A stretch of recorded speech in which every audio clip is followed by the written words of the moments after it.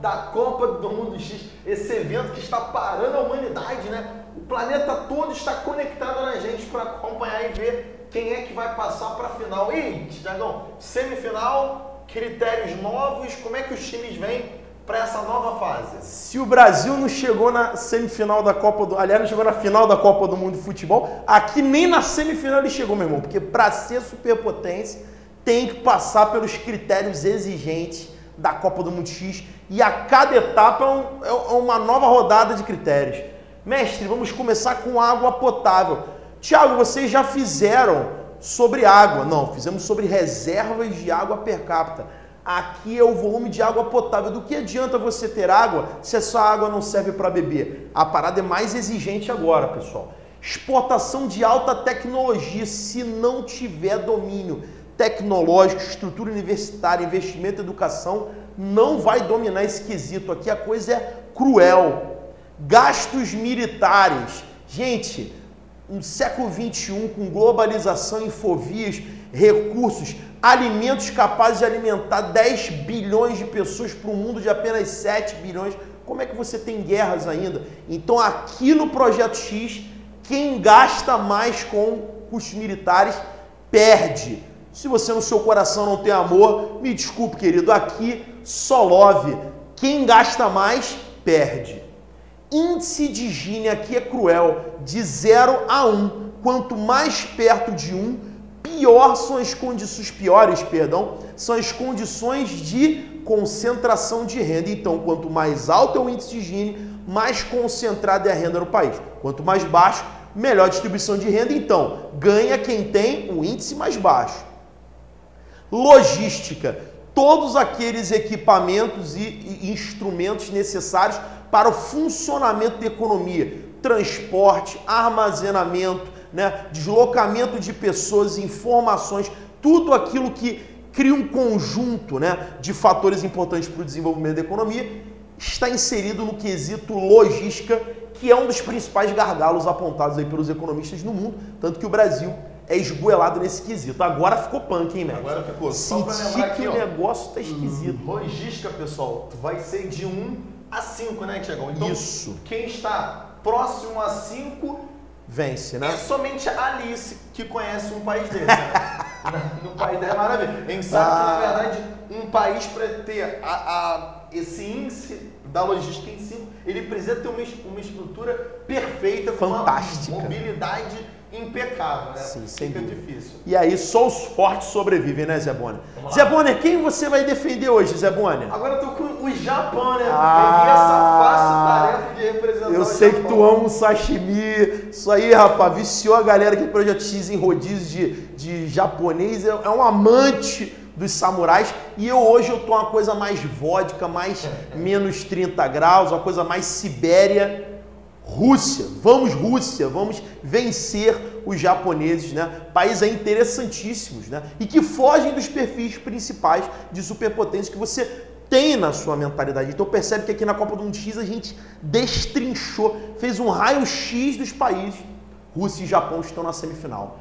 Zé Bonner, não vamos enrolar mais, o pessoal já está esperando. Vamos começar esse embate aí, cair dentro. Vamos lá. Vamos aqui partir com a água potável, né, galera? A gente sabe que no Japão você vai ter aqui 100% da população tendo acesso à água potável. É um país, na verdade, que ele apresenta uma estrutura, né, um pouco quanto inóspita nessa esse processo, essa fragmentação em ilhas, né, mas que apresenta aí rios bastante caudalosos, né? E que há esse tratamento da água, né? E que permite que todos tenham acesso à água. Esse país que tanto valoriza, né, pessoal, as condições sociais. Então aqui o Japão ele está em perfeição. E daí, Thiago? Gente, com 100%, como que se vence o 100%? Não se vence, né? Ou seja, ele já pode até marcar um gol para ele. Porque só se eu tiver 100% também. A Rússia tem 92,2%, o que é um indicador fantástico agora. O problema é que nós já chegamos na semifinal da Copa do Mundo X e aqui, meu irmão, é só briga de gente grande. Então, por melhores que sejam os seus indicadores, né, você tem que duelar com o melhor do melhor, né? E uma coisa que o Zé frisou que é importantíssimo. esse critério, ele não avalia somente quantidade de água. O Brasil tem uma quantidade de água absurda agora. E a disponibilidade da água? Depende da sua estrutura de tratamento, saneamento. E nesse caso, os japoneses deram show e nós perdemos 1-0 o Japão. Mas vamos vencer. Vamos Vladivostok! Vamos vencer. Vamos lá. De Kobe, né? Agora... E agora? Agora quem? Estão falando aqui de Kobe, de tecnologia, a gente parte da exportação de alta tecnologia, né, galera? Como nós vimos aí, se você não viu, volta lá nas quartas, onde o Japão ele se apresenta como um expoente na produção de patentes. Então, se você produz patentes, você exporta mais essas patentes. Então, você tem aqui, pessoal, assustadoramente, 126 bilhões de dólares na exportação de patente. Um país que, na verdade, aí, ele consegue enviar tecnologia para todos os cantos da Terra. E daí, Thiagão? Meu Deus, gente, que é, cara? Eu não sei nem o que falar aqui. Gente, olha a Rússia, 5,4 bilhões de exportação de alta tecnologia. Aí você vai falar, Thiago, mas o Japão não tem carvão? Não... Gente, século XXI, tu quer carvão? Tu quer petróleo? Vou comprar um barril de petróleo e botar na tua sala aí, fica com o barril. Gente, tu quer o quê? Tablet, videogame, computador. Então você percebe que é um assombro, né?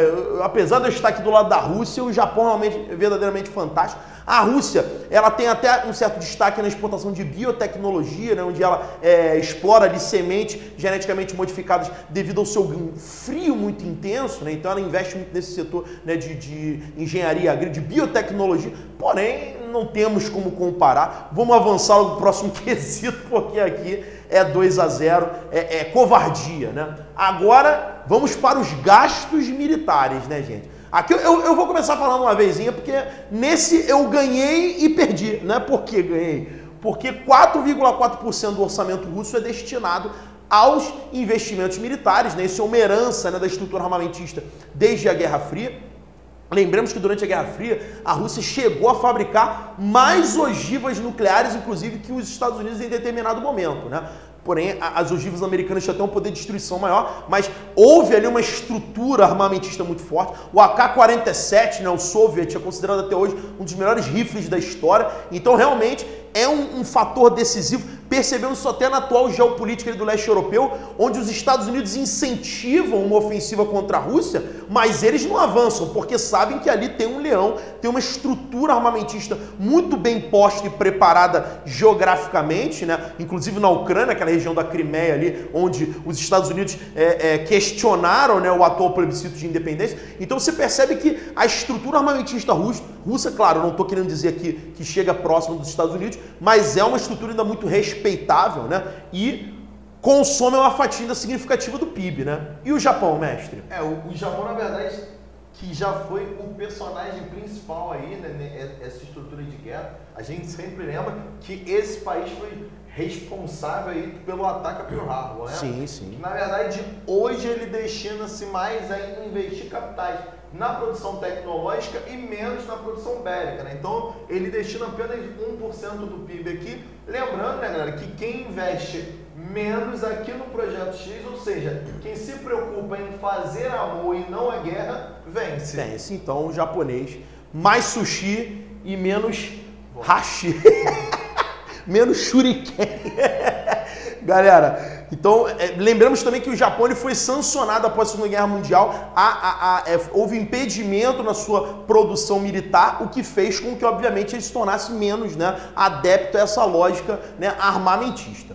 Vamos agora para o que, Zé Bonner? Índice de Gini. Índice de Gini. Índice de Gini, lembrando, né, como já falamos, quem tem o menor índice tem menos concentração de renda e maior desenvolvimento humano, né? Melhores condições.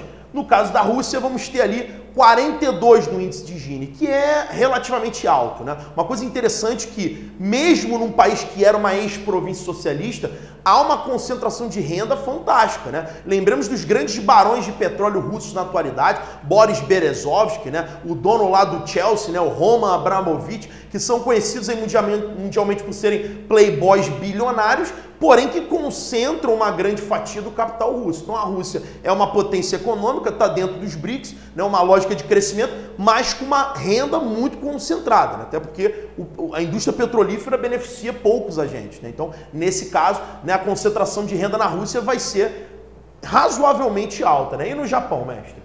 No Japão também nós temos aí uma concentração alta, né, frente a outros países europeus, mas que nesse embate aqui ficou mais fácil para a gente. O Japão, na verdade, ele tenta, né, sair dessa estrutura da concentração ali, como foi posto a partir do histórico dos Zaibaks, né, onde você vai ter famílias que se destacam dentro da economia e que não há, né, esse processo de uma alta distribuição de renda. A gente nota, né, que há a distribuição de serviços, né? Isso é muito importante diferenciar. Então você tem acesso à educação, à saúde, mas a sua renda, né, ela não é tão favorecida assim. Não que isso seja, gente, um dado preocupante ao Japão. A população ela vive muito bem, né? Obrigado. Mas aqui metemos o quarto gol. Sem dúvida, aqui já é goleada, não tô nem mais contando porque, né, tô meio dormente, né? E a gente percebe que às vezes você vai encontrar por aí índice de Gini, pessoal, de 0 a 1, tá? Então se fosse de 0 a 1, seria 0,37 para o Japão e 0,42 para a Rússia. Lembrando que os países mais altos, eles têm faixa de 0,62, 0,63, né? Então esses dois estão numa faixa mediana, vamos dizer assim. Para fechar, né, pessoal, investimento em logística, né, estrutura de funcionamento da economia, né, a base estrutural no país, a Rússia tem aí de 1 a 5, né, na contagem, você vai ter 2,58, né, 2,6, também numa estrutura mediana. Lembrando que a Rússia ela tem algumas vantagens, né, pessoal? 80% das cargas na Rússia são transportadas por trens, né? Tem uma estrutura ferroviária bastante avantajada, até pelo frio, né? As rodovias não são tão utilizadas por causa da neve, né, que vai dificultar um pouco. A estrutura dutoviária, né, escoamento ali de gás, de petróleo, é bastante avantajada, mas, né, os investimentos eles ficam também muito limitados por essa questão natural, né? Claro que isso não é desculpa, né? Porque o Japão, que o Zé vai falar que vai nos vencer, tem uma condição natural até bem mais problemática, mas é um fator de limitação que você deve lembrar, né, Zé? A gente sempre lembra das adversidades físicas aqui do Japão. Estamos falando de um arquipélago, mas de um arquipélago que se destaca desde a segunda revolução industrial, né? É um país que é extremamente dependente do carvão da Austrália, do petróleo do Oriente Médio, do ferro brasileiro. Então ele precisa estar aí continuamente investindo na logística para receber bem, né, e direcionar esses bens para as indústrias. A gente nota, na verdade, que um dos fatores que facilita essa estrutura portuária, na verdade, navios aí, super navios, né? E aí, se você tem super navios, você compra uma remessa muito grande, então você precisa ter uma estrutura de escoamento também bem acentuada, e é o que esse país faz, estando aqui com 3,93, né, galera? Nossa, já fantástico. Próximo a 4 aqui, um pilar, na verdade, é um destaque para o mundo, né? É uma história engraçada que eu sempre gosto de falar quando dou aula de geografia aí nos lugares que eu trabalho sobre a infraestrutura japonesa, é que as siderúrgicas japonesas já são no porto, né, mestre?